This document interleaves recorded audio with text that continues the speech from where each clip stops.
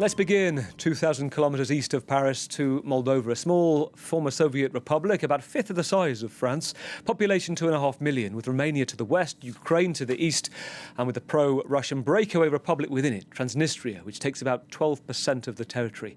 It is there we lay our scene today, a parliamentary election going on, described as existential by the country's pro-EU president, Maria Sandu. As she voted this morning, she said democracy, quote, was in danger of Russian meddling. The incumbent party has a majority in government. It's called the Party of Action and Solidarity. It's set on a path towards EU membership. The opposition pro-Russian parties have faced extraordinary accusations of unprecedented election interference, spending millions on attempting to bribe voters, millions that comes from Moscow, or paying them people to spread propaganda and plotting violence even after the election. That's according to the country's police chiefs. Allegations straight out of a mafia playbook, claims the pro-Russian parties deny. They say this is government repression. There is a lot at stake in these elections for our country. If Moldovans are strong enough, and despite the massive interference of Russia, will decide for themselves, Moldova will have the chance to continue to strengthen its democracy, to protect its peace, and to continue its EU integration path. I voted for the return to normality, for the development of the Republic of Moldova, for the end of fear, which regrettably in recent weeks, months, even years, has become a norm in the Republic of Moldova. I have had hundreds of meetings. People are afraid, and when people are afraid of power, of governance, this means tyranny. Let's bring in our correspondent Maria Gerth-Niculescu in the Moldovan capital, Chisinau. Maria, great to see you tonight. You've been reporting on this throughout the day at the polling stations. Given the backdrop I've just set out, how has the voting itself panned out so far today? What's going on? So voter turnout has been more or less the same as what we've seen in the 2021 parliamentary election, except for the diaspora, where we've seen a slightly higher voter turnout than for the last parliamentary elections. The diaspora accounts for about 20% of Moldovan electorate, so this is considerable. Other than that, several incidents have been reported in the diaspora as well, in several polling stations in the European Union, such as in Rome or in Brussels. There have been false bomb threats, which has impeded the electoral process for several hours. We've also had reports of cyber attacks on official websites in Moldova, including the Electoral Commission, as well as media outlets such as the Moldovan Press Agency. Observers have also reported attempts at voter bribing, as well as the violation of voter secrecy. Other than these incidents, this election interferes. This election comes after a massive Russian interference during the campaign as well. So this is months of disinformation, Russian propaganda, attempts of voter bribing, and attempts at destabilizing the overall situation in the country. In any case, polling stations are closing at 9 p.m. local time tonight, and after that we'll have the live counting of the votes on the website of the Electoral Commission, so everyone will be able to follow the counting and the results. Now, you've been reporting on this for some time, including extraordinary allegations of the meddling by Russia, pro-Russian parties, which I said they deny, but there's incredible mounting testimony, including a report from our colleagues at the BBC, posing as somebody who's being paid out of the banks coming from Moscow to basically just spill out pro-Russian propaganda, anti-Maria Sandu, anti-EU. Now, you watched also at the polling booths today as Maria Sandu voted, and the opposition leader as well, Dodan, voted. Tell me what they were saying as they went in to vote today. Well, Maria Sandu has called citizens to participate to the vote, to defend their country against this interference, to show that Moldova is not only a small country with a big heart, but it is capable to defend its dignity. As for her opponents, they have said that they want to vote for prosperity, for a better future in the country. As you mentioned, Russian interference previously, it's important to say that the opponents of Maria Sandu will not openly say that they are pro-Russian or for people to vote for a future of Moldova within the Russian sphere of influence. Things are obviously more subtle than that. And we have also other contenders other than the PAS, the pro-European party, and the Patriotic Bloc, which is composed of three traditionally pro-Russian parties. There are other contenders who stay very vague on what their geopolitical stance is and who say that, for example, they want neutrality or they want to be friends with everyone, or even that they are pro-European. And so things can be very vague and can seem very vague for the Moldovan electorate to also understand where exactly which party stands. But what is clear is that there is one very clearly pro-European party, and that's the one that holds the current majority, and that will try to keep this majority despite the difficulties. Let's get into some of that. Good to talk to you tonight, Maria. We'll talk to you in about a couple of hours when the polls have closed. Maria Gerth-Niculescu. Let's stay in Chișinău. Let's bring in Ovidiu Nahol, who is Romania editor of the French radio network RFI, Radio France Inter. Good evening to you, Ovidiu. First of all, just set out the stakes as you see it tonight. Good evening, all. First of all, this country, Republic of Moldova, it's a parliamentary republic. That means the government will result from these elections will be a very strong one. The voting system is proportional, based on electoral list. The minimum score for entering the parliament is 5%.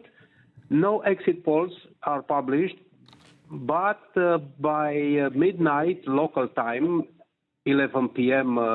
In Paris, we'll have the first available results.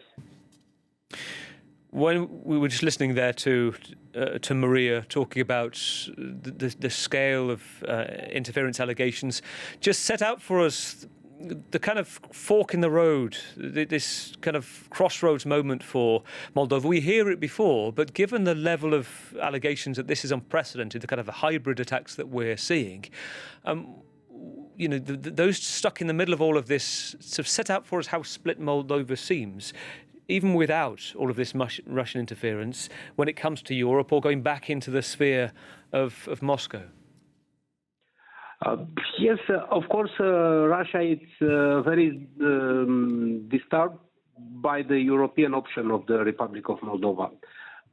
Don't forget that more than 10 years ago, when Chișinău signed the association agreement with the EU, Russia imposed very strong trade sanctions on the country. But in the last 10 years, the EU has become the main trading partner of Republic of Moldova. In fact, only Romania alone is the main trading partner and investor in Republic of Moldova, far above Russia. The Republic of Moldova has diversified its energy supply sources and no longer totally dependent on Russia. Romania has contributed a lot of it. The challenge is clear now, to continue or not the European path. That is very clear. The authorities in Chișinău and also the European institutions have spoken about strong campaign by Russia to hijack these elections and generate insecurity. It happens in several ways. The online disinformation campaigns, for example, in case of accession in EU, the Republic of Moldova will go to war against Russia, or the military forces of the European Union will occupy the Republic of Moldova.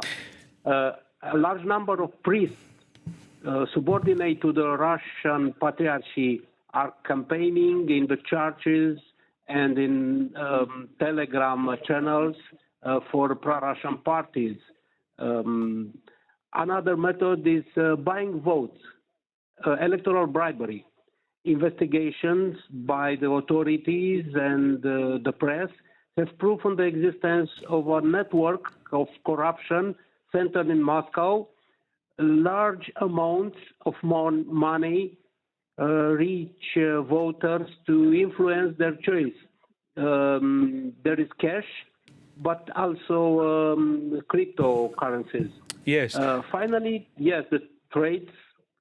Just today, several cyber attacks take place, and false bomb alarms took place at the polling station.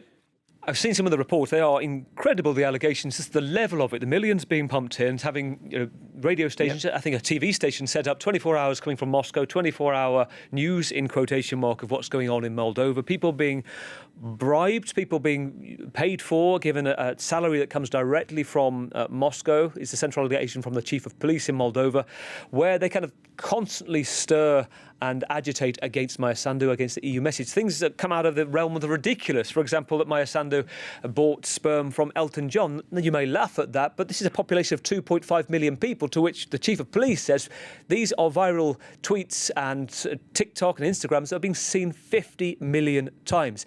And let's talk about one of the bad actors here, Ilan Shaw, a principal character at the centre of these allegations. This is a billionaire fugitive in Moscow, said to have carried out, quote, the heist of the century by robbing Moldovan banks of around 1 billion euros before fleeing to Moscow. Tell us about him and his involvement in this campaign. Yes, he's in the center of allegations. He's in Moscow now. He's condemned by the Moldavian court at 15 years prison in order to this huge corruption case about the Moldavian banking system. And he's now in the connections with very strong people from Kremlin, close to Vladimir Putin himself, and he is in the center of this accusation. 3 days before the elections, another very important oligarch from Republic of Moldova, Vladimir Plahotniuc, was come back in the country under arrest from Greece, also in order to this huge case of banking corruption. He's in prison now, and he waits the results of the elections because nobody say what will happen after the elections. It's very interesting, particularly in the case of Plahotniuc, as you say, because he's also alleged to have carried out some huge compromat, but basically carrying out operations in which people are recorded, bribing them against their will, and together, as you say, with Ilan Shaw, alleged to have robbed about 12% of the country's GDP. And I should say legally, of course, with the case, he's not been sentenced yet, Plahotniuc. He denies those charges. And so too, of course, Shaw, who's a fugitive. During the previous election, it is estimated that Shaw had bribed around 10% of the Moldova population. That's according to Moldova police. He says that he's merely the pawn acting for the puppet of Russia's defence ministry, something you alluded to a moment ago. Flip it over for us. Give us the line that we're hearing from the pro-Russian parties. We heard a little bit from Maria. They talk about government repression, that two parties have been blocked at the last minute. Yes, there are two opposition parties. Is the pro-Russian party, the Patriotic Bloc of former presidents Vladimir Voronin and Igor Dodon, and Alternativa, led by the mayor of the capital city, Chisinau. Here is something a little bit interesting because this party declares itself to be pro-European, but the mayor of Chisinau, Mr. Ion Ceban, is banned from entering in Romania and the Schengen area. That's for security reasons. So if the pro-European party cannot take the majority, the parliament has 101 places. It will be a problem to do an alliance for government.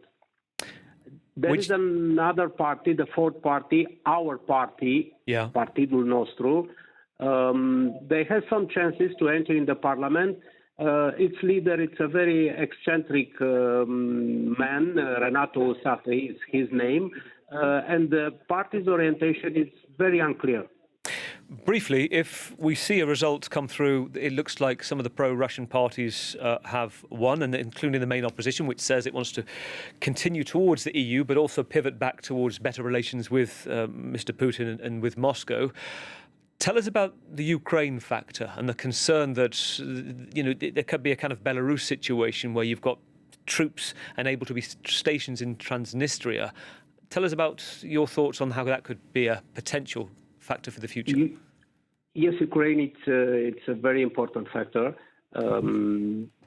Now in the Republic of Moldova, there is a huge Ukrainian community, refugees from Ukraine.